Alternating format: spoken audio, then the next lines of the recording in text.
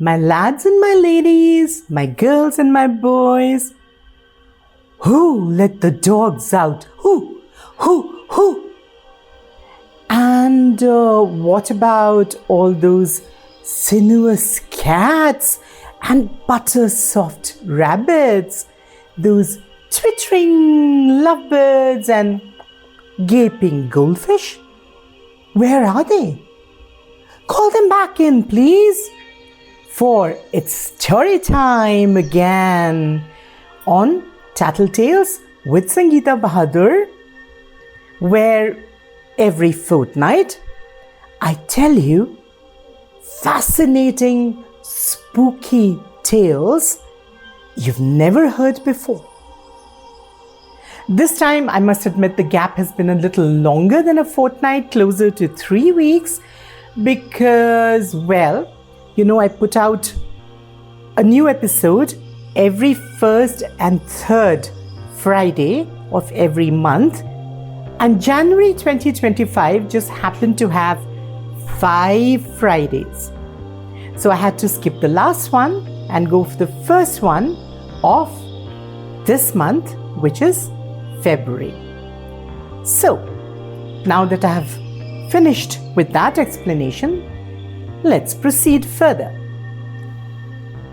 As you know, the tales I tell on this channel are, many of them are actually based on experiences shared with me by family and friends, while others are derived from legends and recorded manifestations in countries around the world.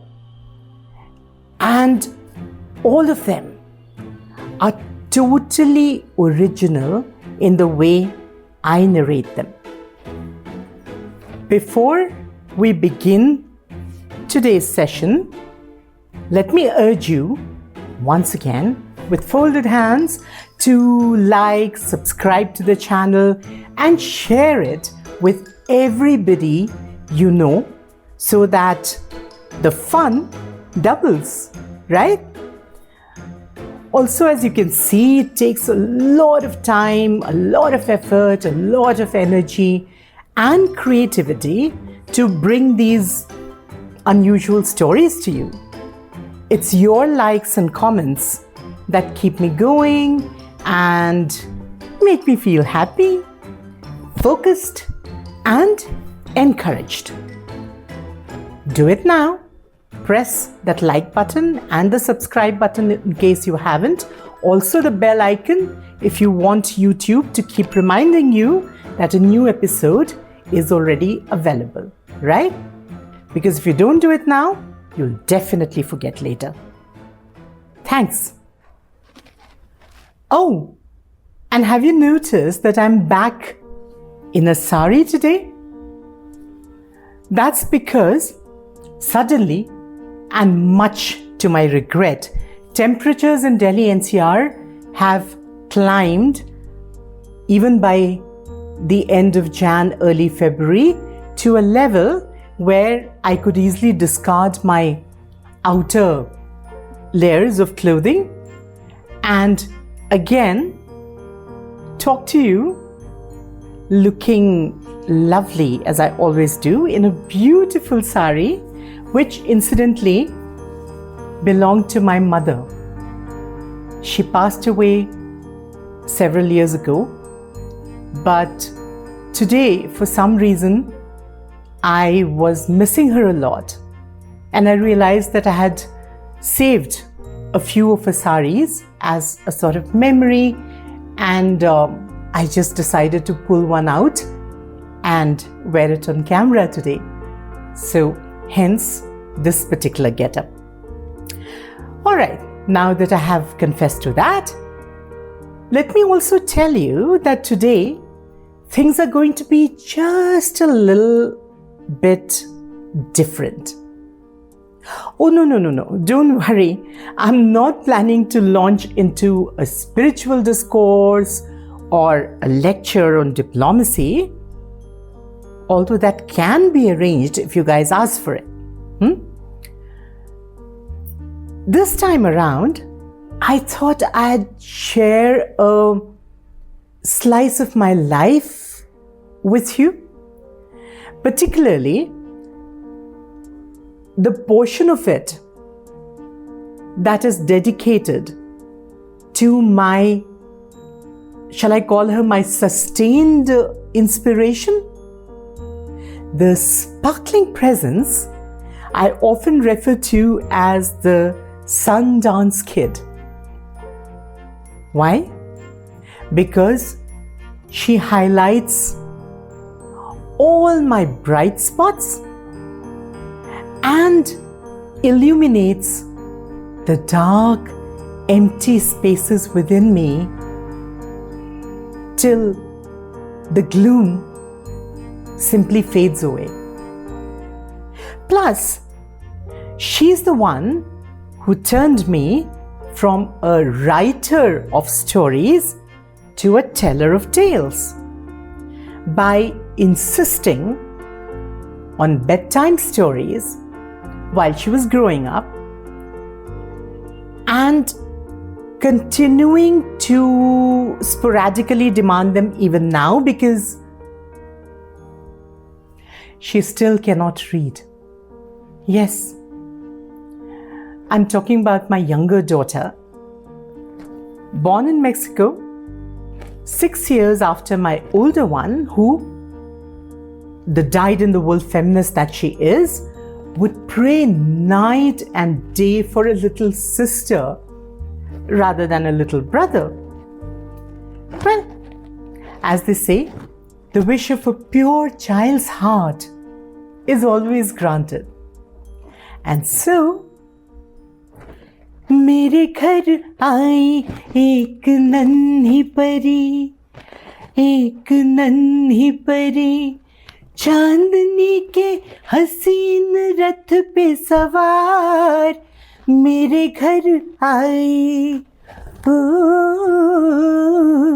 मेरे घर आई एक नन्ही परी, एक नन्ही परी. The Nandhi Pari, or the little fairy who came to my house, has grown into a lovely, delightfully vivacious and innocently devious young lady who turns into an enraged goddess when her personal demons bait her. Because, you see, she is on the autistic spectrum and interacts with the world in a very different way than us mundane folk. When she was first diagnosed at the age of 6 with Autistic Spectrum Disorder, or ASD, we were simply devastated, left feeling helpless and grieving and furious with the luck of the draw, knowing that she would live a very different life from that of other children her age, including her bright, beautiful and brilliant sister, and realizing that she would never be truly independent, that she would be more vulnerable in so many ways than boys with ASD. The gradual understanding of what it would mean for her, for us as her parents, for the entire family, shook the very foundations of her life.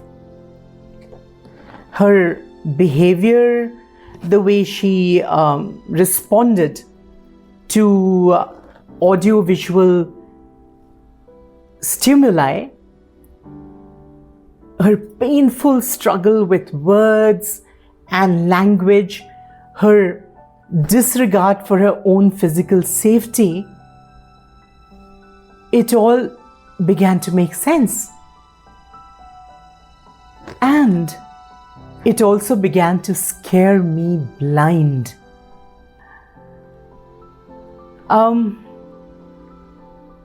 I'd have to look after her all my life, I realized, and somehow continue to do so after my death as well. How was anyone supposed to do that? I'm ashamed to admit that for a while, I stopped thinking of her as my child, as a human being, as a soul who'd come to experience the world in her own way. She simply became a lifelong problem for us to grapple with. For the longest time, I even blamed myself for her condition. Not only had I suffered from gestational diabetes during my pregnancy, for various reasons, it had also been a time of tremendous emotional upheaval for me. I was convinced that somehow I had transmitted my misery to the baby, which, combined with her struggle with my diabetes, had turned her autistic. Traditional wisdom does say, doesn't it, that the mother's state of mind has an impact on her enwombed child. I found myself believing that implicitly and constantly castigated myself for my depression and for the copious tears I had shed while I was carrying her. No matter how earnestly my family, friends, and even the doctors assured me that wasn't true, I carried that terrible burden of guilt and regret on my soul every moment of every day. It took a friend's gentle wisdom to shake me out of my state of despair, and for that, I'll forever be grateful to him. PK Dash, if you're listening to this, this is a shout out to you. Thank you, my friend. So on that day, after letting me rave and rant and weep till I ran out of steam, he asked me just one question. Tell me something. How many people are blessed with a child who'll always be pure and innocent, untouched by greed and deliberate unkindness? A child who'll always bring you undiluted joy and will never abandon you, no matter what. Why is that such a tragedy in your eyes? Sometimes, a few words, just one kind gesture, are all it takes to completely alter your perspective. From that moment, that was how I began looking at my daughter. Not as a symbol of my guilt, not as a lifelong burden, but as my anchor through the high and low tides of life. The unconditional love she has inspired in me, and her strange but genuine ways of showing me she cares have opened my heart and, yes, even saved my life. You see, 4 years ago, I lay at death's door in an ICU in Minsk with a near fatal COVID infection. I was on the ventilator under induced coma for 8 days as doctors struggled to save my life. It was only the dim question at the back of my barely conscious mind, who'll take care of her if I die, that kept me fighting for yet another breath and refused to let me slip through the veil separating this world from the next. No, I didn't see the light at the end of the tunnel. Perhaps because my own little star beckoned me so insistently from this side of the passageway. Exactly as my friend had predicted, through every trauma, every grief that life has thrown at me, she has been there with me. Her easy, uncomplaining acceptance of change, her love of life just the way it is, and her delight in the small gifts we are showered with every day but tend to ignore in a quest for bigger and better, have given me the strength to cope with anything. She has taught me patience and compassion the way nobody else could have. I'm a better human being today because of her. And hence, the title of this special Slice of Life episode. Then you show your little light. I have borrowed the phrase from a poem we all know and love, but usually don't progress beyond the first stanza. Can you guess which poem that is? No? Well, it's everyone's favorite nursery rhyme, Twinkle, Twinkle, Little Star.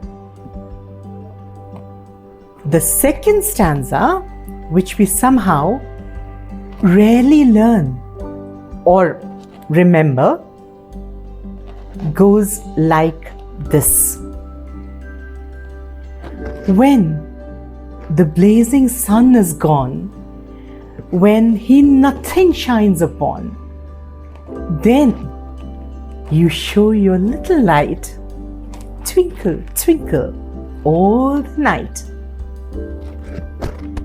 That's what the kid does for me, shining bright through the darkest phases of my life.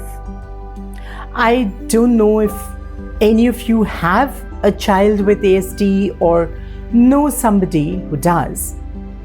And if you do, at what point on the spectrum that child or young adult is. Some are on the extreme edge and are so inward looking that they are totally non-verbal, closed off from the world in ways we can't even begin to comprehend.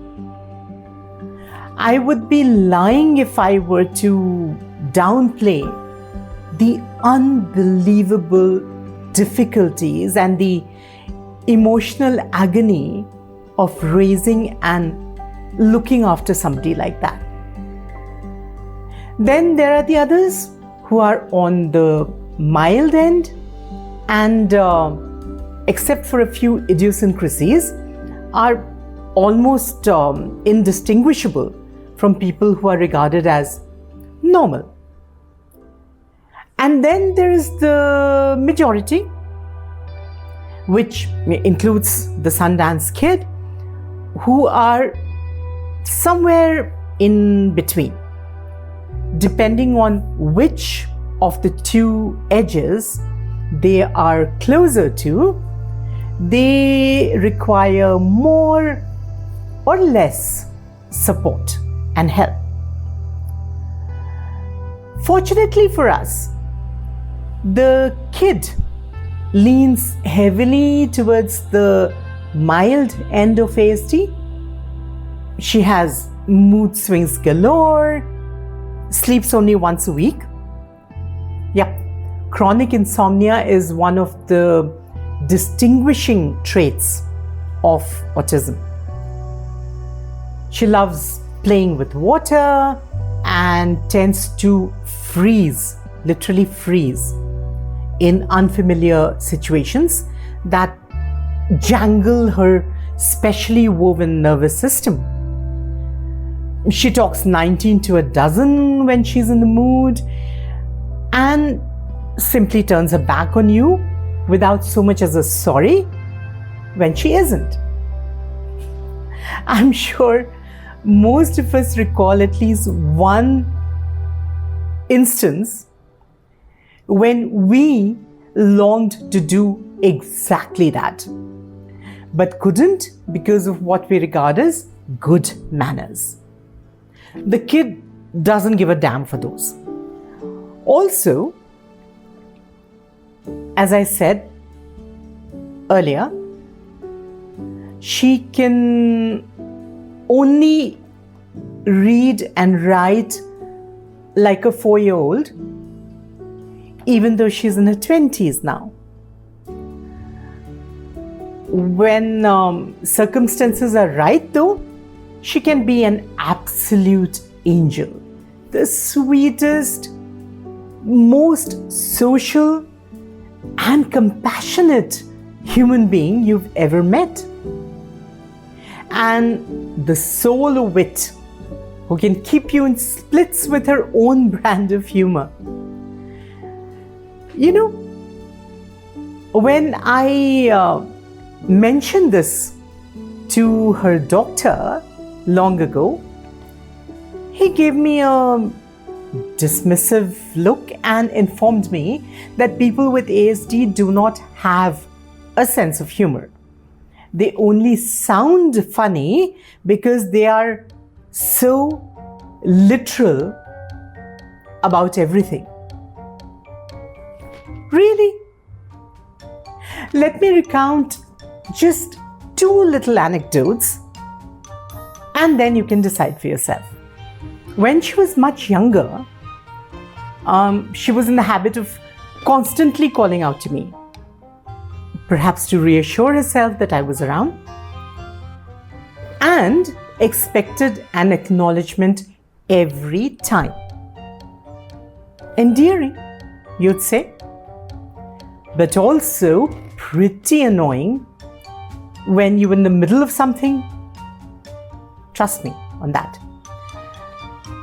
So that particular day, I was sitting on my bed, blow drying my hair, and she was constantly running in and out of the room, calling out, "Mama," every time she came in, which was approximately once a minute. Rather exasperated, I decided to tease her a bit and see how she reacted. So when she came in next time, I told her that her mama had been kidnapped. I was just a changeling who looked like her and had been left in her place. I was not her mama at all, so she should stop calling me that. I could see the shock on her face as she stared at me for a moment before insisting, "You are my mama, don't lie."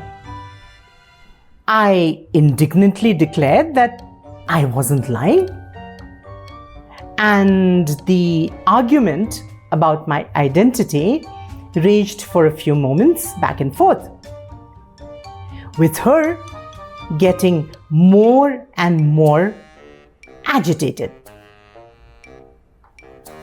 much to my amusement. Suddenly, my hair got badly entangled in the hairbrush, and I stopped to focus on the detangling, disengaging from the ongoing banter. Puzzled at my unexpected silence, she asked me what had happened, and I told her that I was trying to get my hair out of the brush because it was so badly stuck there. She watched my frustrated efforts for another minute before she declared with an impish smile, "Must be my mama who did that to you." Tongue in cheek, anyone?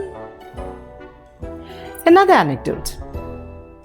Before she turned into a computer addict, an obedient machine that listens to all her commands and shares songs and movies and OTT series and stories on demand, she used to be hooked to the TV. Her favorite pastime was flicking through the channels at a dizzying speed that left the rest of us breathless and somewhat annoyed. I was all dressed up for a formal dinner that evening and went into her room to bid her good night, only to find her switching channels at the speed of lightning, paying no attention to anything else, including me. Rather irritated, I told her to stop, adding that giving her a remote was like handing a string of pearls to a monkey.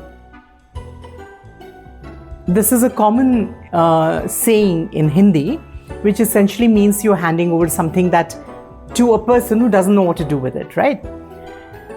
So for her, it was a new expression, right?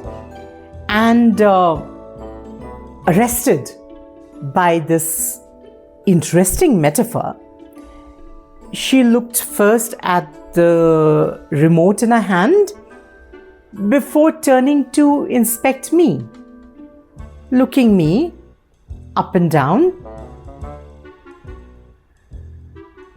in an assessing kind of way. "Well, you are the one wearing pearls," she pointed out astutely. "So how come I am the monkey?" Point taken, my lady. Now, it was around that time that she began asking me for bedtime stories, probably because of her ASD-induced insomnia. I mean, rather than lying wide awake and staring at the ceiling all night, or wandering the house like a lost soul, wouldn't you too prefer to while away at least a part of those boring, unending hours of quiet darkness with a tale of magic, valor, and happy endings? Thankfully, I had a good background in that activity from my own childhood and also my adolescence, I should add. My dad, a complete genius who obtained his postgraduate degree at the tender age of 18, devoured every written word, every written line that he could lay his hands on, and could discourse as brilliantly on astrophysics as he could on the poetry of William Blake. He was also, luckily for us, a great storyteller. He would not only regale friends and family with hilarious anecdotes, he also introduced my brother and me, when we were kids, to the wonderful land of fairy tales, myths, and legends from around the world. And as we grew older, to the classics, ranging from Gulliver's Travels and Oliver Twist to Pride and Prejudice and Gone with the Wind. It was also from him that we heard the epics recounted. The Ramayana and the Mahabharata, of course, but also the Iliad and the Odyssey, and even Alexander Pope's hilarious mock epic, The Rape of the Lock. Well into our young adulthood, when we ourselves were reading books at a breakneck speed, the enchantment of the storytelling continued to draw us to our parents' bedside for a nightly fix of some rip-roaring tale of heroism or high tragedy or immense personal transformation. How much incidental knowledge we'd imbibed from these sessions became evident to me only when I took the prodigiously competitive and super prestigious civil services exams in the, shall we say, mid-80s. While tackling the general knowledge papers, I realized that I knew the answers to a large percentage of questions simply because I remembered the stories, the anecdotes, and casual bits of information he'd throw around like crumbs at the dining table. So, all you moms and dads out there, give your kids that massive advantage by sharing what you know and what you've experienced in life in a light and fun way. Don't preach from the pulpit. It never goes down well. Not with kids, at any rate. Just slip in the nuggets of knowledge and wisdom during casual conversations, spinning a story that entertains and informs. It certainly worked for me, and it sure would for your children as well. The love for stories that Papa inculcated in us single-handedly propelled both of us, my brother and I, into becoming authors in our own right.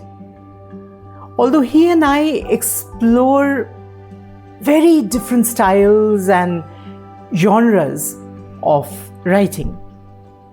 He is a hard-hitting realist with a series of gritty novels to his credit, while I was lured down the enchanting path of fantasy and speculative fiction. something like the siblings Lawrence and Gerald Durrell, I guess, who couldn't be more different, but they are siblings and they belong to the same family and have the same love of telling stories. Now, I knew that I could write beautifully, and I'm not being immodest at all. Go take a look at my Carl series or dip into the pages of my brand new book, Devdasi, which will be out by the time you watch this episode, and you'll appreciate what I'm saying. The links, incidentally, are given right there in the description. So, yes, I was an engrossing author, sure, but I wasn't too certain if I had also inherited my dad's narrative talent. Friends and family claim to enjoy the funny or scary or fantastical stories I'd sometimes recount for them, including some I have shared with all of you in Tattle Tales already. But still, the kid, however, was relentless. And so one fine evening, we started on our own little journey through the world of stories. Cinderella, Sleeping Beauty, Snow White, Aladdin, Beauty and the Beast, the works. And the kid soaked them up like a dry sponge. Her eyes alight with joy and her face suffused with wonder. Flattered and disarmed with all that undivided attention, I began to experiment with bigger and more complex stories that I recited not from a little book, but from memory.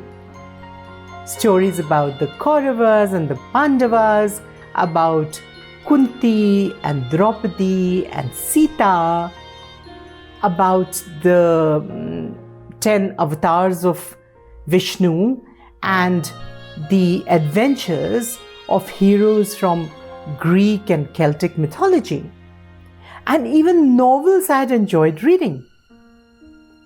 Of course, I had to simplify the concepts, stick to a linear storyline so as not to confuse her, and use words and imagery she could understand. Using an alternative approach rather than dumbing things down, mind you, because the kid is not just intelligent, but also frightfully sensitive to nuances and gets mightily offended and insulted if she feels that you are being condescending. And that was what truly made me understand the difference between writing a book and telling a story. The very way you structure a sentence when you're speaking rather than writing changes completely. And how you link events and describe situations is also totally different. As the years went by and she grew older, my narrative technique also evolved. I could no longer pretend I was entertaining a child and had to interact with her at a new level, in a different yet familiar way. A lot of work, I can tell you, but I'm not complaining at all. If it weren't for those years of practice with the kid, I wouldn't be here today, scaring you witless every fortnight. I soon discovered that the kid primarily enjoyed two genres of stories, whether told by me or through movie or a TV series. One, anything that had a great deal of action, fights, battles, and war sequences, spy narratives, and anti-terrorist patriotic sagas. Yep, she's a great patriot. And Bharat Mata Ki Jai, victory to Mother India, is her favorite slogan. And two, the other genre, and all of you frequenting Tattle Tales are kindred souls, was that of spooky, terrifying, supernatural stuff. Now, I'll make a confession here.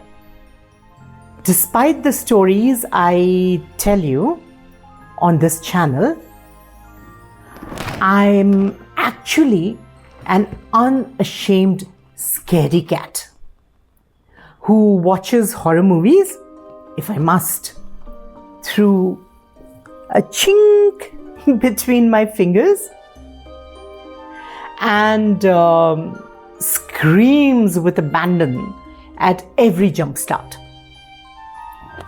The kid, however, seems to have been born with nerves of steel. Nothing scares her. Neither a ghostly tale nor a vampire film.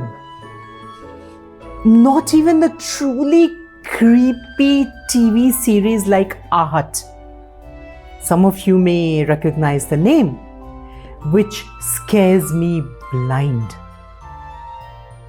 These days, if I refuse to watch such stuff with her, she simply gives me a stern look and declares, "Nothing is going to happen, Mama. Come hold my hand, I'll protect you."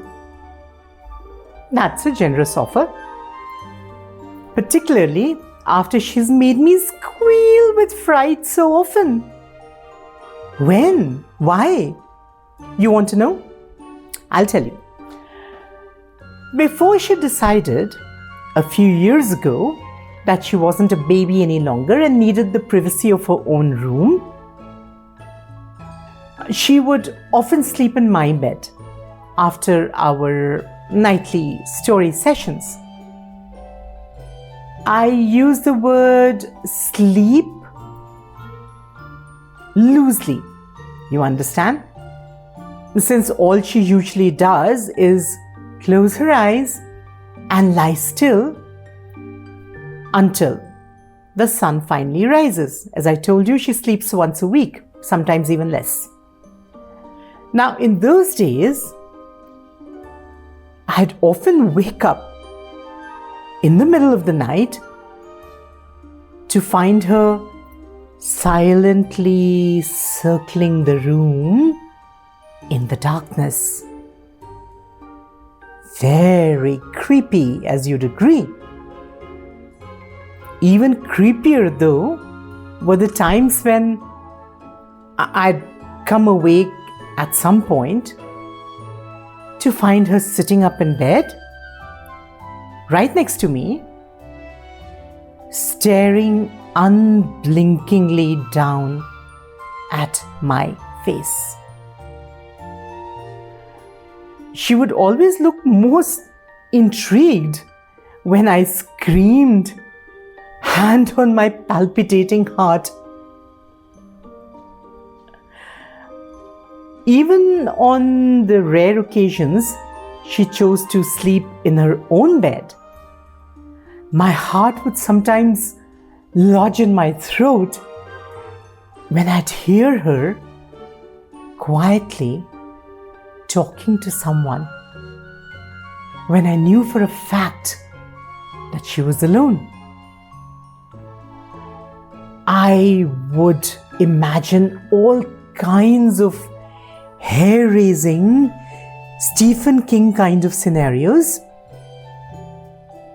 till the night I stood outside her door and listened to her conversation with the unseen entity,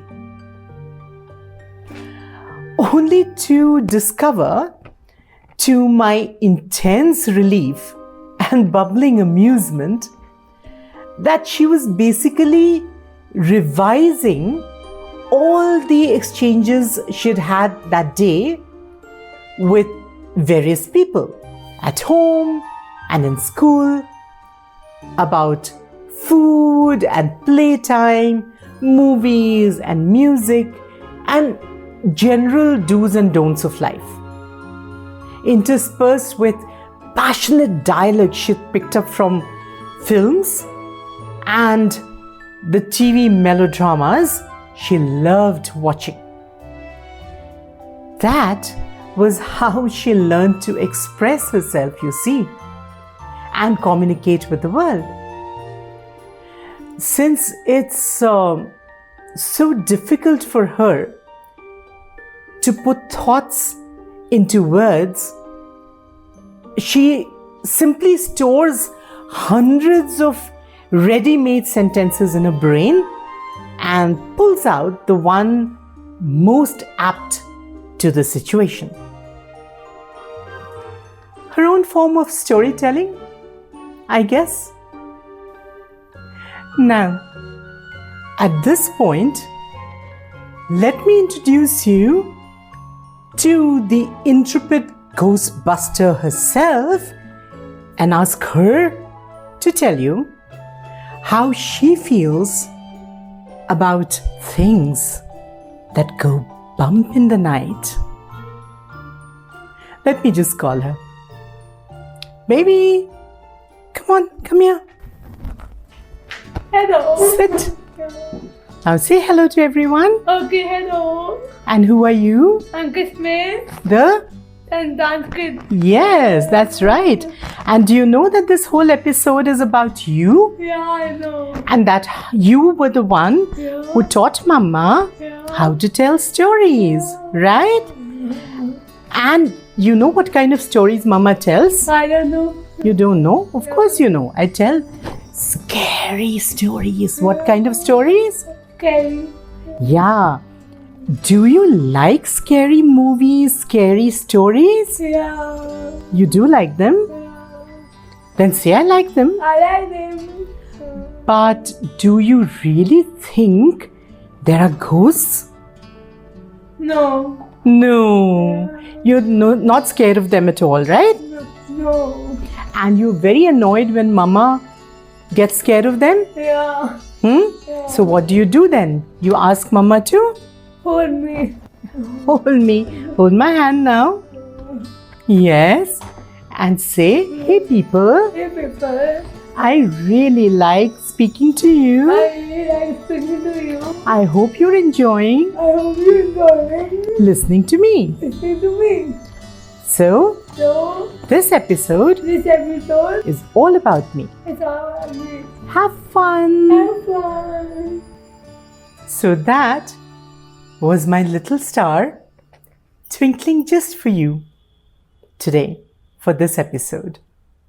Now, since Tattle Tales is all about weird and spooky tales, even this special episode deserves to end on an eerie note, don't you think?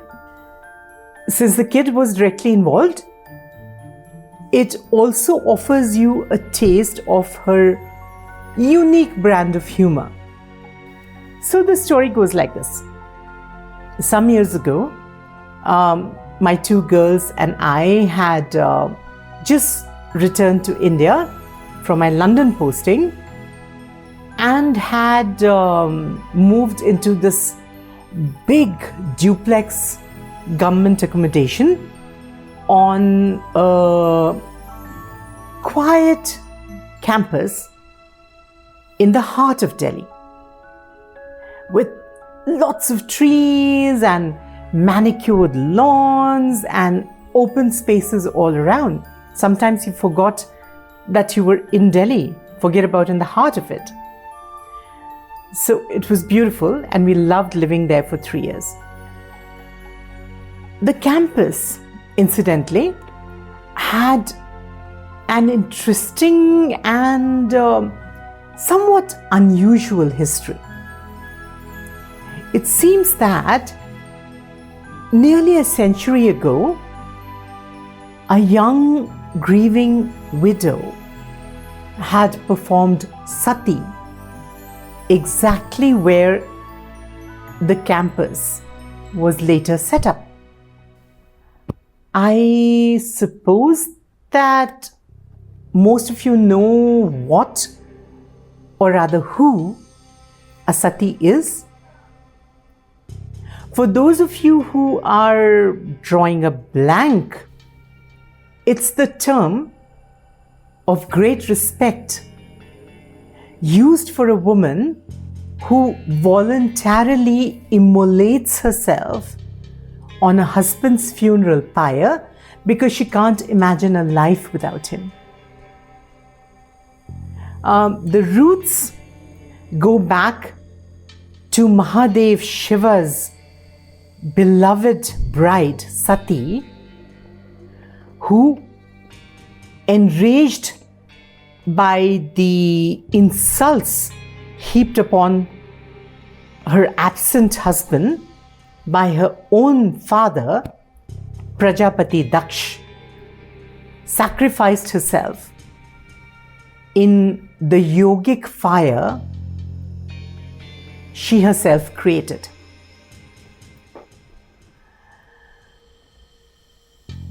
Now, when the campus was being built, I was told that after several untoward and inexplicable incidents that had happened during the construction, the authorities had decided, on the advice of some people who knew the history of that land, to build a small shrine in a corner of the campus to honor the memory of our modern day Sati. That gesture had apparently pacified the spirit, and things had progressed swimmingly after that. Villagers living around Delhi would often come in to offer flowers and prayers at the shrine and were never denied entry. I heard the legend soon after we moved in and was fascinated, as you can expect, by it, touched by the simple devotion and respect she still invoked in the common folk. It just so happened that on that particular evening, my older daughter had gone out with friends and was expected back only in the wee hours, while my full-time help was spending the weekend with her family, leaving the kid and me to cozy up alone together, something we didn't mind doing at all. She climbed into bed with me after dinner and imperiously demanded a nightly fix of stories. I don't remember what I was narrating to her, but suddenly I clearly heard the sweet jingle of tiny bells outside my window. The rhythm exactly matched the measured pace of footsteps and could well have been just that, except that it was past 11 in the night and the entire campus was dark and fast asleep. Also,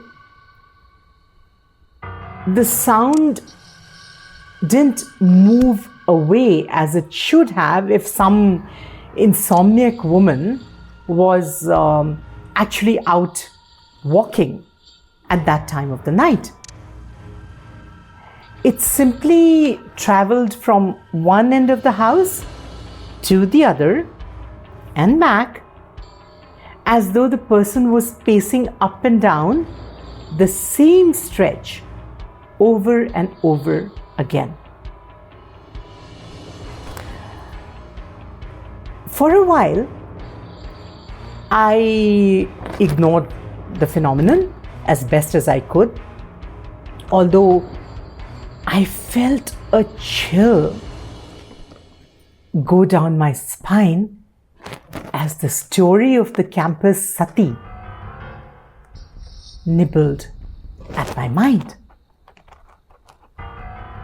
Was it her spirit walking through the grounds where she had performed that ultimate sacrifice for love, and where she was still remembered and celebrated?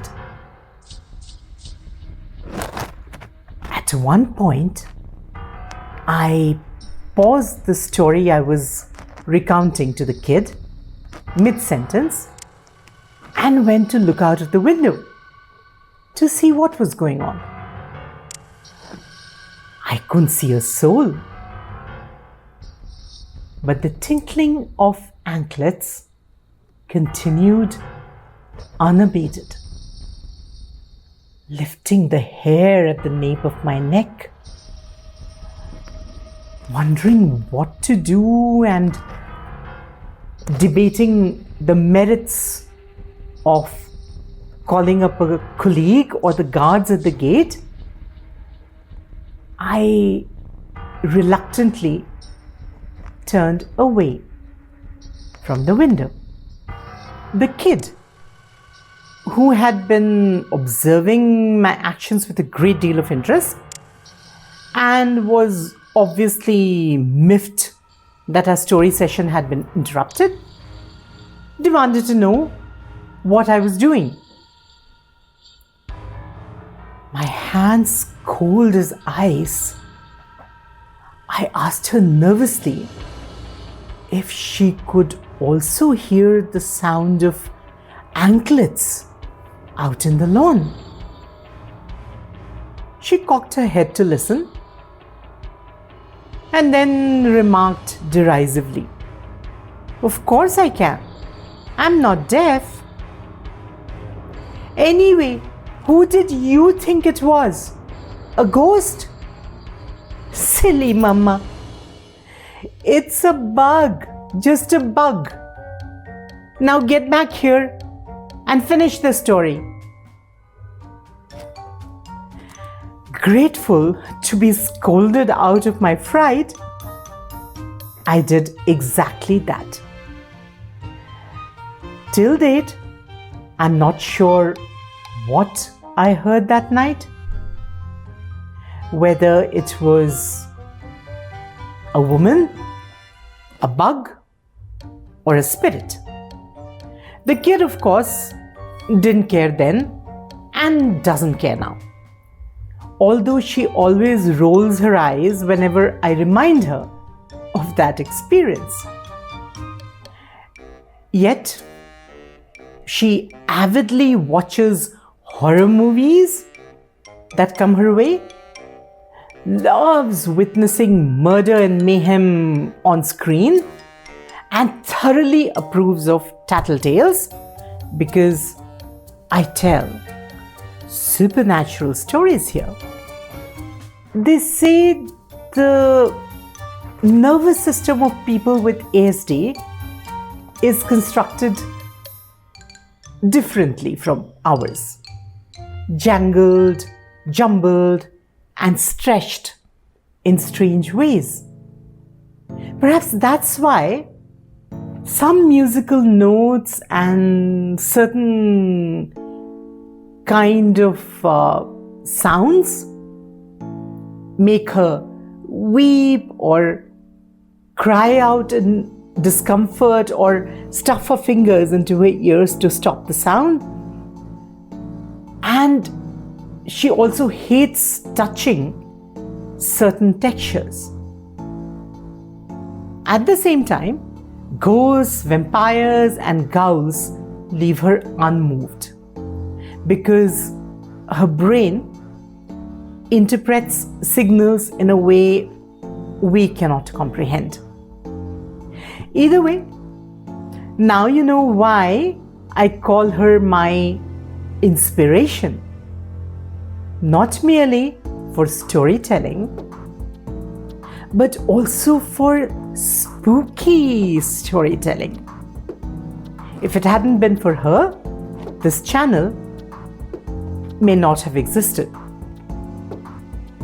Friends and family, my sister-in-law in particular, urged me to try it out, but the kid was the one who gave me the skill and the confidence to actualize the project. On that illuminating note, we'll bring this little slice of life episode to a close.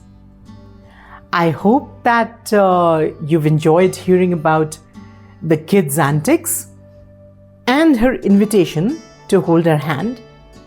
In your case, figuratively, if a story or a movie terrifies you.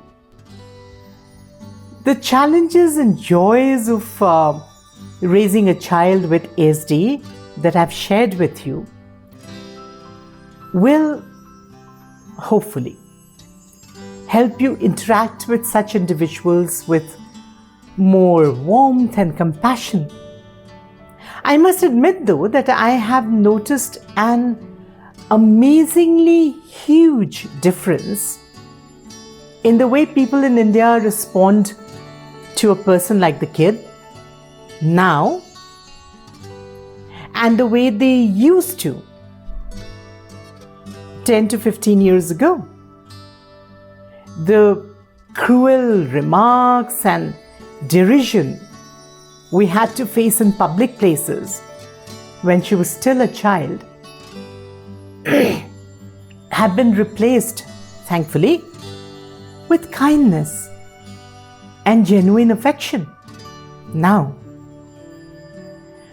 Probably thanks to the sensitivity being inculcated in our children by many schools, which now have an inclusive approach to education. The acceptance and understanding of classmates with special needs appears to have been transmitted to the whole family, making the environment far less toxic for children and adults like the kid. Keep it up, India. You've come a long way, baby. See you next fortnight then, in a session where I'll be sharing some inexplicable experiences of my own, apart from this with the anklets and the kid. Until then, cuídate mucho, as they say in Spanish. Take lots of care of yourself. Since the kid is a Mexicana by birth, as I told you, that's a good note to end on, right? And do forgive me if my voice has sounded a little bit croakier than usual, because I've just recovered from a very bad throat infection. And in fact, until this morning was wondering whether I'd be able to record the session in time. But thankfully, the medication I took and the home remedies I used seem to have worked well enough to allow me to record this episode today and bring it to you on time. In any case, goodbye once again, take care, and I'll see you soon.